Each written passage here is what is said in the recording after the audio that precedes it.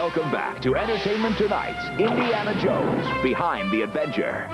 When George Lucas and Steven Spielberg were casting for The Temple of Doom, they spent months looking for a female lead and considered hiring a rising star named Sharon Stone.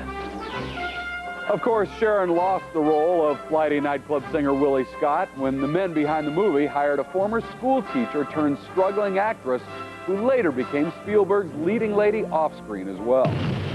This is Willie Scott. This is Indiana Jones, famous archaeologist. 3 years after his first big screen adventure, Indy came back to movie houses, this time in a story set in the Far East. The film opened with our hero not in leather jacket and fedora, but in black tie. The actress cast as his love interest was a newcomer named Kate Capshaw, who made quite a first impression on Steven Spielberg. She came in to read for the part, and she was just, you know, she had just a light in her eyes that just lit up my heart. I was actually very interested in meeting him, as I'm sure many actresses were. I wasn't very interested in doing the movie, but I was very interested in meeting him. Spielberg was immediately sold on Kate, so he had her do a screen test. George saw the tape, and George said, "Yes, but I want her to be blonde." Because Karen Allen had the dark hair. Willie's gonna have to be blonde, so poor Katie had to get her hair completely bleached like Jean Harlow. What sort of... Kate's landing the role, of course, was just the beginning for the two. 7 years later, they would marry, completing Steven's life in ways he can't begin to count. Oh my God, I could go on for days on this one. How can I be cogent here? You know, well, she's, you know, she is my life. This is Mr. Round. Shut down. My name Indiana Jones and the Temple of Doom and its tale of the search for India's legendary Shankara stones also featured another newcomer, 13-year-old Ke Quan. As Indy's pint-sized sidekick, Short Round, Ke had been discovered at his elementary school where auditions were being held. Newly arrived from China, he had never heard of Indiana Jones or Steven Spielberg. I didn't know who he was. And every time I would talk to my mom about Steven, and she didn't speak a word of English. So we always refer to Steven as the guy in the beard and the mustache. 3 or 4 bottles are popped there. We hear a pop, pop, pop.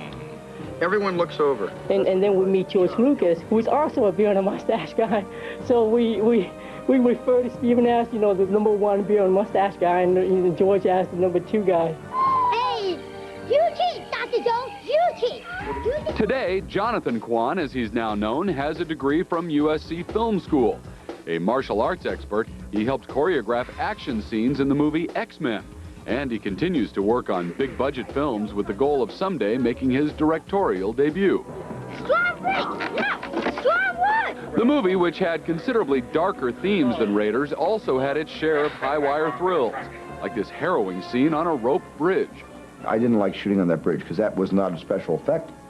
There was not a matte painting below us. There was a 1,000-foot gorge and a drop to the rocks below it. And I have acrophobia. I hate heights, and I never once went across the bridge. I could go about 85 to 90 feet out from either end, but I couldn't go to the middle.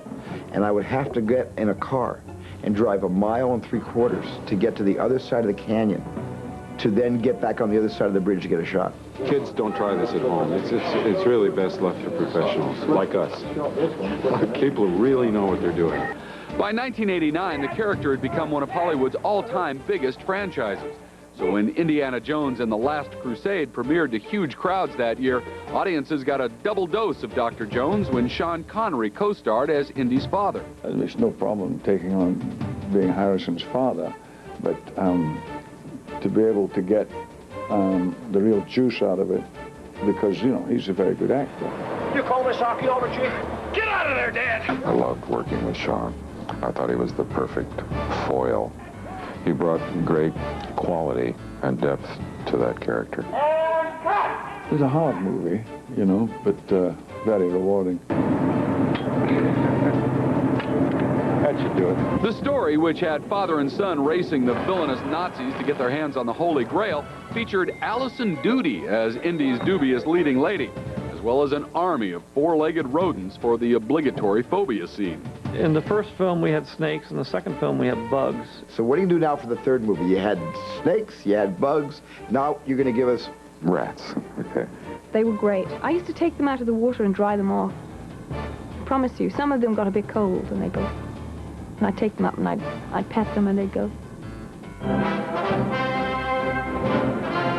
Through it all, as he's galloped across the silver screen as readily as he's traversed the four corners of the world, Indy remains timeless.